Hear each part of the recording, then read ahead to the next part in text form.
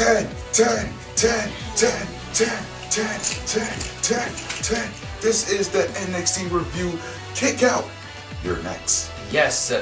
So, just to run down the match card a little bit, the first match to start the night off with, we saw Ty Dillinger take on Sanity's Eric Young, and overall, a good match. It was an awesome match. Yes, very good. Give the men their props. Like, Eric Young knows how to just keep that sanity to build throughout the whole match, and Sanity was interfering at the right times, no overage, and the match ended off pretty much still in the single form. Yep, exactly. So, overall props to Ty Dillinger there for that great match along with Eric Young. And then the next match we saw was Roderick Strong versus CN. And although I'm not sold on CN yet, but the match was still pretty good. How are you not sold on CN? How, Sway? How, Sway? How? Look, CN is actually pretty good. Like, this is coming from a fan of heels more than the face, but I really say CN looks awesome in the ring. Like, his moveset is very unique to where it draws you in. And his entrance, I actually started to like his entrance. He would just come out just, Roger whipped his ass. I'm sorry. But at the end of the day, Roderick Strong is an elite wrestler. I've watched him in Ring of Honor. I've watched him in the Indies. He is great. Since he's been in NXT, he's still been great. So him getting the victory makes more sense because you need to give this man a push.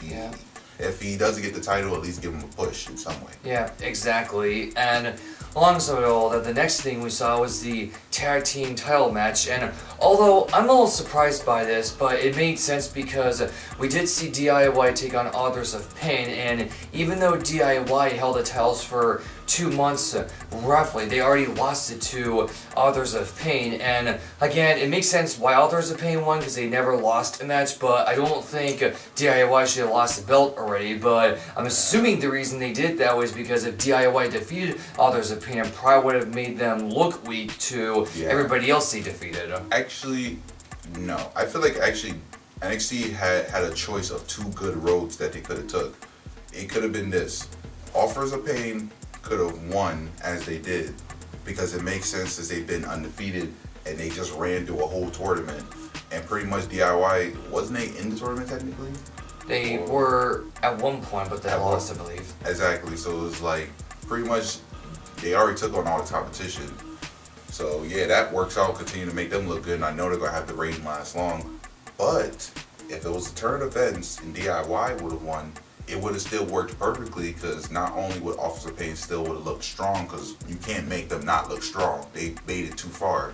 It's just the fact that it could have made the two-face look stronger than ever. For the fact it took 2 smaller guys to somehow take out 2 bigger guys. It looks awesome on paper when you look at it, and the crowd would love it because DIY is fan favorites. Yeah, absolutely. But overall, I'm not going to take anything away from any tag team. It was still a very good match, and it had some suspense towards the end and stuff. So overall, I do give both men a lot of credit for this match. So I think there was a very good match to end that tag team rivalry. I'm sure the DIY will get their rematch for it, so there's still more to come with it. And then we saw was a Fatal 4-Way for the women's match, and this was a good match. I'm not gonna lie. Nikki Cross had a lot of her crazy psychotics in the ring. Billie Kay and Payne stuck to their buddy for the entire match while Asuka was battling everybody off. And the funny thing was, Peyton Royce and Billie Kay, they seemed more concerned about, I don't care whoever wins the title, we're not going to show tension if one person won over the other. They still worked together as a team, but although they did take out Nikki Cross by suplexing her through the table, only for Asuka to overcome both in the ring. Mm-hmm. I felt like it actually worked. Everybody played their role perfectly. You took the psychotic one out that could have ran through everybody. You had the tag team that wasn't supposed to be a tag team in a Fatal 4-Way, but they still stuck to be a tag team, pretty much like the Kevin Owens and Chris Jericho, but actually not worried about egos. And then Asuka, it makes sense. She's a warrior. That's all she does. She just comes in, defend this title, fight, win. And for the fact that she was to come out and win, it makes sense because it's just, you can't really, there's nobody really in NXT yet that could take her title that I believe, but there has been news that soon there will be Ember Moon coming after her. Yes, I can't wait. So I say this, I don't know who should win, but it's a great match nonetheless. Ember Moon against Asuka. But yes, congrats to Asuka, my number one favorite. Definitely stay champion for as long as you can. I think it's been long enough, but you can make it longer. Exactly. And last but not very least, we saw the NXT Championship between Bobby Roode and Shinsuke Nakamura, and this was a very good match, a lot of back and forths and near falls. However, there was one point in the match where they played off like Shinsuke hurt his knee, and when he hit another Kinshasa, he acted like his knee was injured again, but I could not tell if this was for real or if this was just that was real. work. But, it was real? It was real, like, if you look closely when he actually dropped the knee down after he hit the Kinshasa on the apron, he really did like tweak it real bad. Because he hit it a little bit on the side of the apron, and then when he rolled into the ground, that's when all the impact came the most. And not much people see it, but it always looks like he has his right knee for the attack, but all of his attacks is from the left knee.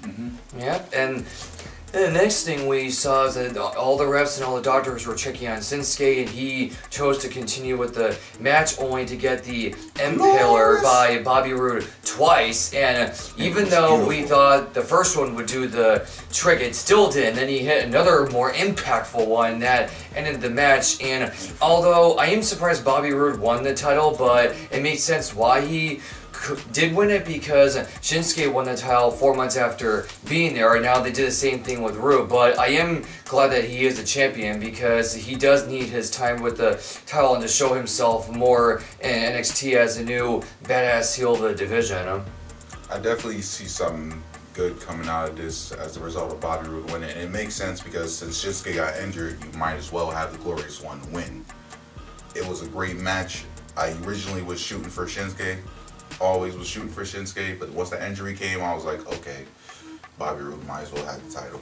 Right, and one last thing to capitalize on is apparently a rumor going around is the reason Shinsuke probably lost the title is because since they saw he wasn't projecting enough sales for NXT, they failed to take the title off of him and have him chase after the title to bring more sales in, because they could have brought him to the main roster, but since Triple H saw he's not getting enough sales and stuff, and this should help Shinsuke get more popularity going for NXT, so that part makes sense, so I can see that happening. And if Shinsuke is going to be called up to the main roster, my target guess is after Mania. Pretty much. But we just gotta hope and see and hope for the best, because you know how WWE change their plans every single second, especially with Vince, who can't keep his mind straight for one simple second. Like, I'm not even gonna go off topic. We're gonna leave it on NXT, how it is NXT, because this is NXT. Yes. Don't come after me, Triple H. I was just trying to be nice. I'm a fan. Don't leave me alone. But I hope you guys enjoy. We enjoy TakeOver. All in all, if I had to give TakeOver between 1 to 5, it was definitely like a 4.5 in my eyes. Yeah. Like, it could have been all the way perfect. I don't know what was stopping it, but it definitely could have been all the way perfect. And like usual, we have the usual wars where which was better, TakeOver or the main roster pay-per-view. Can I say it was better than Rumble? Match card wise, yes. But the Rumble's always going to be different just for the fact that it has the main Rumble match, which NXT doesn't have. But at the end of the day, match card wise with the single matches, NXT did their thing. The only thing that Royal Rumble had over that was just John Cena against AJ. And that was pretty much match of the year candidate right there. Yep, absolutely. But hope you guys enjoy like always. We will try to keep back with NXT like always. So like, subscribe, share, all that good stuff. And always remember, kick out. You're next. See you all next time. All right.